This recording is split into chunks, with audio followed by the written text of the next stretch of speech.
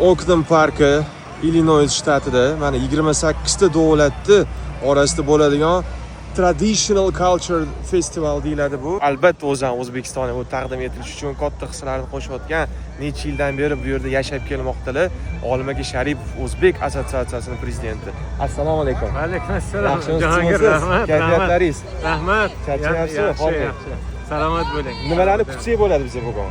Bugun bir ajoyib kun. Illinoisda Skoka shaharchasi Chikagoni eng yaqin joylashgan shaharchalardan bittasi.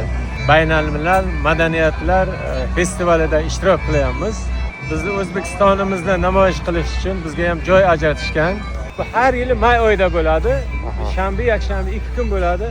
Minglab odamlar ishtirok qilishadi. Bu yerda o'zlarini madaniyatini, milliy raqslarini, ovqatlarini namoyish qilishadi. Restoranlar bor, hali o'tsak mana ko'ramiz.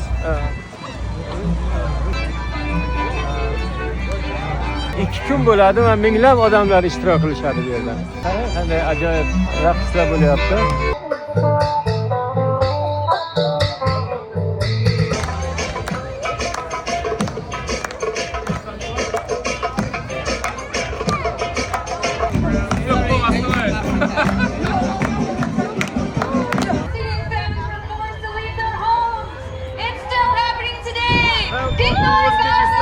Yigirma 28 ta davlat orasida mana o'zimizni O'zbekistonni stendiga keldik.